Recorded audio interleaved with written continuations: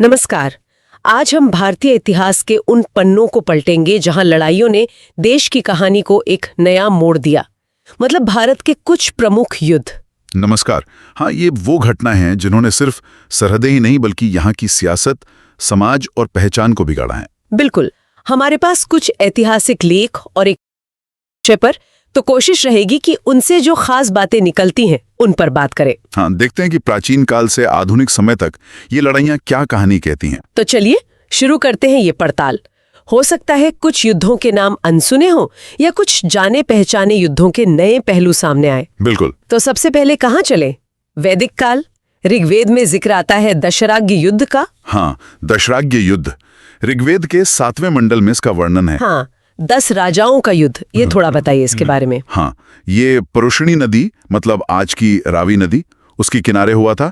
एक तरफ थे राजा सुदास जो भरत कबीले के थे और दूसरी तरफ 10 राजाओं का एक गुट था। अच्छा, और नतीजा? नतीजा ये रहा कि राजा सुदास की जीत हुई। हाँ, ये उस जमाने की जो कबीलाए समीकरण थे, सत्ता के लिए जो संघर्ष था, उसका एक बहुत अहम उदाहरण है। यानी सत्ता का संघर्ष तो बहुत पुराना है। अच्छा, थोड़ा आगे आते हैं। हाँ। सिकंदर का दौर। हाँ, आरवेला का युद्ध सुना है? 331 ईसा पूर्व। ये भारत में तो नहीं हुआ था शायद? नहीं, आरवेला सीजे भारत में नहीं था, लेकिन अहम इसलिए है क्योंकि इसमें सिकंदर ने फारस के दारा तृतीय को हराया। अच्छा। और इस जीत से फारसी साम्राज्य का पतन हुआ, जिससे सिकंदर के लिए पूरब मतलब भारत की तरफ बढ़ने का रास्ता एक तरह से खुल लिया। समझ गई। और फिर वो भारत आया। हाँ। झेलम नली के किनारे हाइडेस्पीस का युद्ध। हाँ। 326 ईसा पूर्व। हाँ। सिकंदर और राजा पोरस। हाँ, झेलम या वितस्ता नदी का युद्ध। हाँ। बहुत मशहूर है ये। सिकंदर की सेना ज्यादा ताकतवर थी, तकनीकी रूप से भी शायद, और वो जीता भी। हाँ। लेकिन जो बात सबसे ज्यादा उभर कर आती है वो है राजा पोरस की बहादुरी। गजब की वीरता दिखाई उन्होंने। हाँ, मैंने भी पढ़ा है इसके बारे में। कहते हैं सिकंदर भी बहुत प्रभावित हुआ था। बिल्कुल, इतना प्रभावित हुआ कि न सिर्फ पोरस का राज्य लौटा दिया बल्कि कुछ और इलाके भी उन्हें सौंप दिए। ये उस दौर के युद्ध के बाद के सम्मान का एक दिलचस्प पहलू दिखाता है। अरे वाह, ये तो बड़ी अनोखी बात है। चलिए अब आते हैं मौर्य काल के उस युद्ध पर जिसका जिक्र सबसे ज्यादा होता है, कलिंग युद्ध 261 ईपू, सम्राट अशोक। हाँ, कलिंग युद्ध ये भारतीय इतिहास का एक टर्निंग पॉइंट कह सकते हैं। अशोक के 13वें शिलालेख में इसका बड़ा मार्मिक वर्णन है। क्या हुआ था ऐसा? युद्ध बहुत भीषण था। लाखों लोग मारे गए, घायल हुए, बंदी बनाए गए। इतना खून खराबा हुआ कि उस विनाश को देखकर अशोक का मन पूरी तरह बदल गया। मतलब युद्ध जीतने के बाद? हाँ, जीतने के बाद उन्होंने हमेशा के लिए युद्ध न करने का फैसला किया, बौद्ध धर्म अपना लिया और फिर धम्म विजय यानी धर्म और अहिंसा के रास्ते पर चल पड़े। तो ये सिर्फ एक लड़ाई नहीं थी, इसने एक सम्राट की सोच और एक पूरे साम्राज्य की दिशा बदल दी। सही कहा। और इसका असर सिर्फ भारत तक नहीं रहा। अशोक ने बौद्ध धर्म का प्रचार विदेशों तक करवाया, तो ये एक व्यक्तिगत बदलाव से कहीं ज्यादा बड़ा था। वाकई। अच्छा, अब थोड़ा और आगे बढ़ते हैं मध्यकाल में। 1178 में माउंट आबू का युद्ध। हाँ। ये किसके बीच था? यहाँ पर गुजरात के शासक थे संभवतः मूलराज द्वितीय या उनकी माँ नायिका देवी के नेतृत्व में सेना लड़ी थी। उन्होंने मोहम्मद गौरी को हराया था। अच्छा, गौरी को हराया था। हाँ।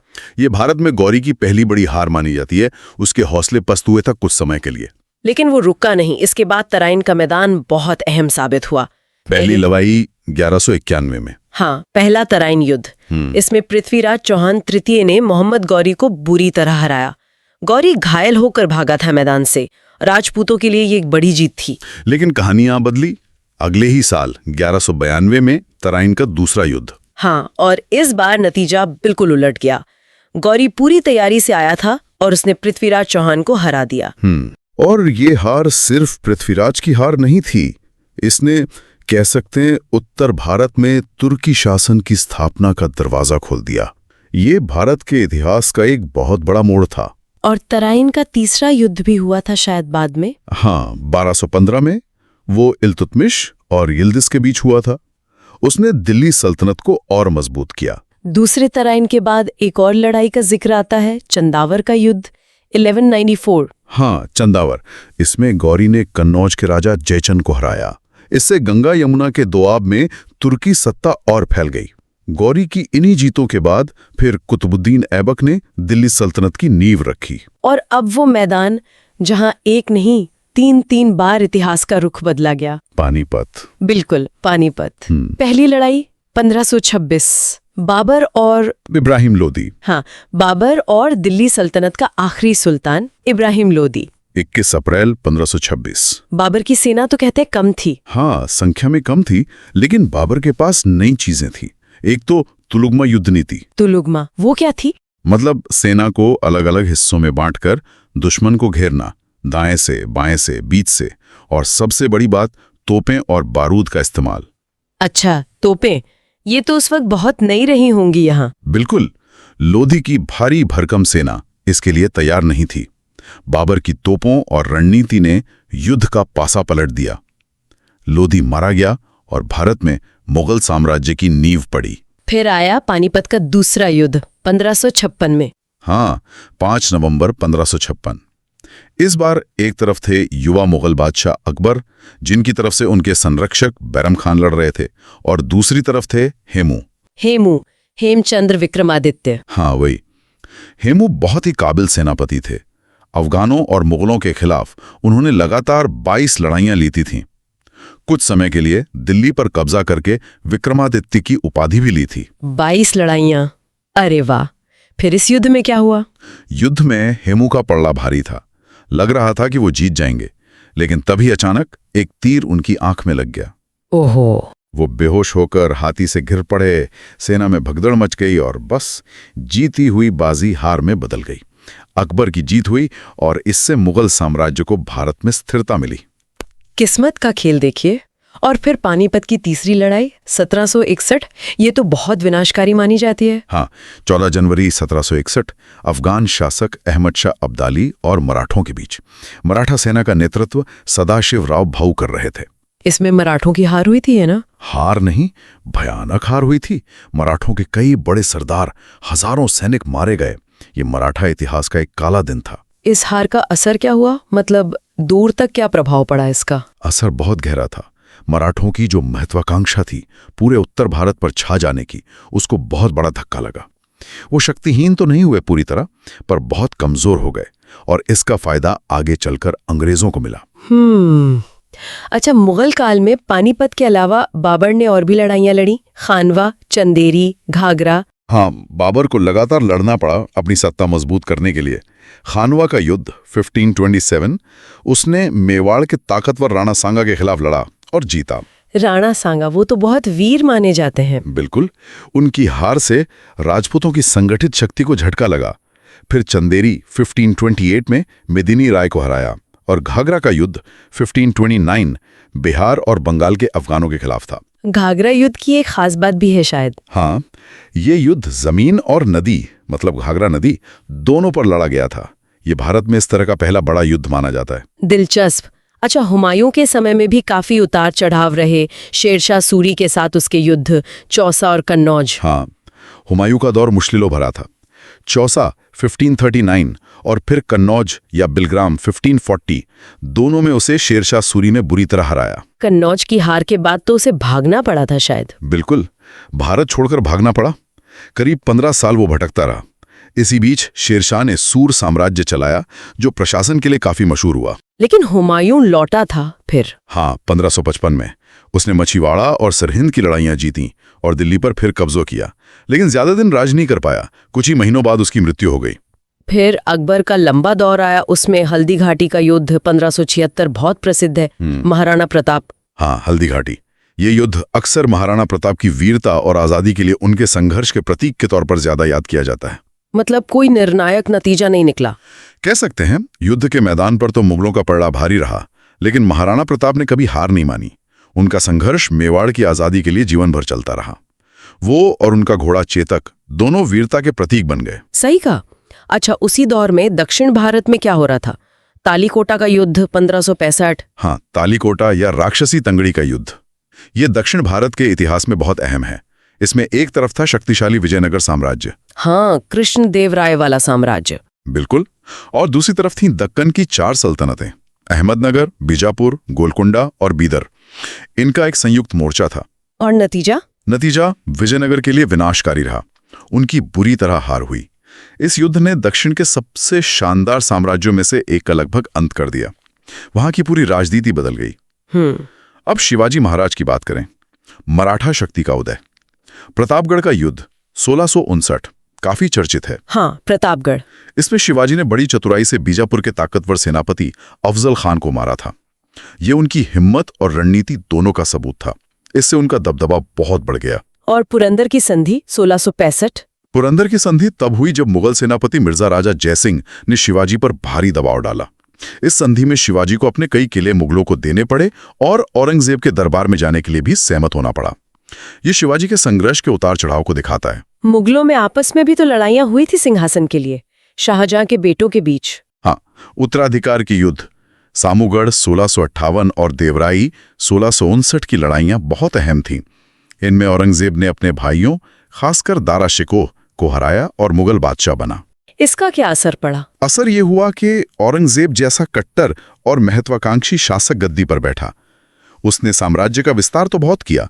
दक्षिण में बीजापुर 1686 और गोलकुंडा 1687 को भी जीत लिया। हाँ, मुगल साम्राज्य सबसे बड़ा उसी के समय हुआ। हाँ, लेकिन उसकी नीतियों और लगातार चलने वाले युद्धों, खासकर दक्कन में, ने शाही खजाने को खाली कर दिया और साम्राज्य की नींव को कमजोर भी किया। पतन के बीज उसी समय पड़ गए थे। तो अब आते हैं आधुनिक भारत के दौर में। यूरोपीय शक्तियों का दबदबा बढ़ने लगा। वॉन्डिवॉश का युद्ध 1760। वॉन्डिवॉश का युद्ध ये भारत में अंग्रेजों और फ्रांसीसियों के बीच की लड़ाई का फाइनल राउंड जैसा था। अच्छा, किसके बीच था ये? अंग्रेज और फ्रांसीसी। ये यूरोप में चल रहे सप्तवर्षीय युद्ध का ही एक हिस्सा था। यहाँ भारत में अंग्रेज जीत गए। और इस जीत से भारत में फ्रांसीसियों की राजनैतिक ताकत लगभग खत्म हो गई। उनके सपने टूट गए और अंग्रेजों के लिए रास्ता साफ हो गया। इससे थोड़ा पहले बंगाल में प्लासी का युद्ध 1757 हुआ था। इसे तो भारत में ब्रिटिश राज की शुरुआत मानते हैं। हाँ, प्लासी 23 जून 1757, बंगाल के नवाब सिराजुद्दौला और रॉबर्ट क्लाइव की ईस्ट इंडिया कंपनी की सेना। लेकिन ये लड़ाई कम सौदा और साजिश ज्यादा थी। मतलब नवाब के अपने ही लोग जैसे सेनापति मीर जाफर वो अंग्रेजों से मिल गए थे। मैदान में असल लड़ाई तो नाममात्र की हुई। लेकिन हाँ, इस जीत ने अंग्रेजों को बंगाल में अपनी कठपुतली बैठाने और राजनीतिक दखल देने का मौका दे दिया। लेकिन फिर बक्सर का युद्ध हुआ 1764 में। कहते हैं ये प्लासी से ज्यादा अहम था। बिल्कुल, बक्सर 22 अक्टूबर 1764 सैन्य नजरिए से बहुत ज्यादा महत्वपूर्ण था। यहां अंग्रेजों ने किसी धोखे से नहीं बल्कि अपनी असल लड़ाई की ताकत से हराया। किसको हराया था? इन बड़ी ताकतों की मिलीजुली सेना को। बंगाल के हटाए गए नवाब मीर कासिम, अवध के नवाब शुजा-उद-दौला और खुद मुगल बादशाह शाह आलम द्वितीय, इन तीनों की संयुक्त सेना को अंग्रेजों ने हराया। अरे बाप रे, 3 बड़ी ताकतें एक साथ हारी। हाँ, ये अंग्रेजों की एक निर्णायक सैन्य जीत थी। इसे साबित कर दिया कि अब वो भारत में एक बड़ी फौजी ताकत बन चुके हैं। और बक्सर के बाद हुई इलाहाबाद की संधि 1765, उसने क्या बदल दिया? इलाहाबाद की संधि ने तो खेल ही बदल दिया। मुगल बादशाह ने कंपनी को बंगाल, बिहार और उड़ीसा की दीवानी दे दी। दीवानी मतलब टैक्स वसूलने का अधिकार। अब कंपनी को भारत से ही इतना पैसा मिलने लगा कि वो अपनी सेना, अपना प्रशासन सब यहीं के पैसे से चला सकती थी। यहीं से कंपनी एक व्यापारी से शासक बनने की राह पर चल पड़ी। ये भारत के औपनिवेशिक दौर की असल शुरुआत थी। इसके बाद तो अंग्रेजों ने एक एक करके भारतीय रियासतों को निशाना बनाया। मैसूर का जिक्र आता है। हाँ, दक्षिण में मैसूर राज्य बहुत शक्तिशाली था। हैदर अली और फिर उनके बेटे टीपू सुल्तान ने अंग्रेजों को कड़ी टक्कर दी। 4 युद्ध हुए अंग्रेजों और मैसूर के बीच 1767 से 1799 तक। टीपू सुल्तान, उनका नाम तो बहुत सुना है। हाँ, टीपू सुल्तान बहुत योग्य शासक और वीर योद्धा थे। उन्होंने अंग्रेजों का कड़ा मुकाबला किया। मद्रास, मैंगलोर, श्रीरंगपट्टनम की संधियां हुई इन युद्धों के दौरान। आखिरकार चौथे युद्ध 1799 में श्रीरंगपट्टनम की रक्षा करते हुए टीपू सुल्तान मारे गए। और मैसूर का क्या हुआ? मैसूर पर अंग्रेजों का नियंत्रण हो गया। टीपू का प्रतिरोध खत्म हो गया। मैसूर के बाद फिर मराठों का नंबर आया। जी, मराठे अभी भी एक बड़ी ताकत थे, हालांकि पानीपत के बाद कमजोर हो गए थे। अंग्रेजों और मराठों के बीच भी 3 लंबे युद्ध हुए 1775 से 1818 तक। इनके क्या नतीजे रहे? कई संधियां हुई, जैसे सालबाई की संधि, बसीन की संधि, लेकिन धीरे धीरे अंग्रेज हावी होते गए। तीसरे आंग्ल मराठा युद्ध 1817-18 के बाद मराठा शक्ति पूरी तरह खत्म हो गई। पेशवा का पद खत्म कर दिया गया और उनका सारा इलाका ब्रिटिश राज में मिला लिया गया। और फिर उत्तर पश्चिम में सिख साम्राज्य। पंजाब में। हाँ, महाराजा रंजीत सिंह के समय तक तो सिख साम्राज्य बहुत ताकतवर था, लेकिन उनके बाद अंदरूनी झगड़े शुरू हो गए और अंग्रेजों ने मौके का फायदा उठाया। यहाँ भी युद्ध हुए? हाँ, 2 युद्ध हुए। पहला आंग्ल सिख युद्ध 1845-46 और दूसरा 1848-49। पहले के बाद लाहौर और भैरोवाल की संधियां हुईं, जिनसे सिख राज कमजोर हुआ। दूसरे युद्ध के बाद तो 1849 में पंजाब को पूरी तरह ब्रिटिश भारत में मिला लिया गया। कोहिनूर हीरा भी शायद इसी समय गया था। हाँ, वो भी इसी प्रक्रिया का हिस्सा था। आखिर में अफगानिस्तान के साथ भी अंग्रेजों के युद्ध हुए, आंग्ल अफगान युद्ध। 3 आंग्ल अफगान युद्ध हुए, 1839-42, 1880 और 1919। ये दरअसल भारत की सीमाओं को सुरक्षित रखने और मध्य एशिया में रूस के बढ़ते प्रभाव को रोकने की कोशिश थी। इसे द ग्रेट गेम भी कहते हैं शायद। बिल्कुल, ब्रिटेन और रूस के बीच ये एक रणनीतिक खींचतान थी। पहले युद्ध में तो अंग्रेजों को बहुत भारी नुकसान उठाना पड़ा था अफगानिस्तान में। और अंत में क्या हुआ? दूसरे युद्ध के बाद गंडमक की संधि हुई और तीसरे युद्ध के बाद 1919 में रावलपिंडी की संधि हुई, जिसने अफगानिस्तान की स्वतंत्रता को मान्यता दी और डूरंड रेखा को ब्रिटिश भारत और अफगानिस्तान के बीच की सीमा मान लिया गया। तो ये थी एक लंबी यात्रा दशराघ्य युद्ध से लेकर आंग्ल अफगान युद्धों तक। हर लड़ाई ने, हर संधि ने वाकई इस धरती के इतिहास पर अपनी गहरी छाप छोड़ी है। हाँ, ये देखना बहुत दिलचस्प है कि कैसे युद्ध के मैदान पर लिए गए फैसले, जीती या हारी गई लड़ाइयां और फिर कागजों पर लिखी गई संधियां, इन सब ने मिलकर धीरे धीरे भारत का वो नक्शा बनाया जो हम आज देखते हैं। पानीपत, प्लासी, बक्सर, तराइन, ये सिर्फ नाम नहीं है, ये इतिहास के वो मील के पत्थर हैं जहां से कहानी ने एक नया मोड़ लिया। बिल्कुल सही कहा। और जब हम इन बड़ी बड़ी घटनाओं, साम्राज्यों के उत्थान और पतन की बात करते हैं तो एक ख्याल और आता है मन में। हाँ, बताइए। कि युद्धों को हम अक्सर राजाओं, सेनापतियों, उनकी हार जीत या संधियों के नजरिए से देखते हैं। हाँ, ये बात तो है। लेकिन वो लाखों करोड़ों आम लोग जिनकी जिंदगियां इन लड़ाइयों की वजह से हमेशा के लिए बदल गईं, जिनके घर उजड़े, जिनकी रोजी रोटी पर असर पड़ा, जिनकी संस्कृति बदली। ये बहुत जरूरी सवाल है। उन आम लोगों पर क्या बीती, उनके सामाजिक, आर्थिक, सांस्कृतिक जीवन पर इन युद्धों का असल असर क्या हुआ, इस मानवीय पहलू पर शायद हमें और ज्यादा सोचने और समझने की जरूरत है। हाँ, ताकि हम इतिहास को सिर्फ विजेताओं की कहानी बनकर ना रह जाए। बिल्कुल, ये एक ऐसा पहलू है जिस पर वाकई और गहराई से विचार होना चाहिए।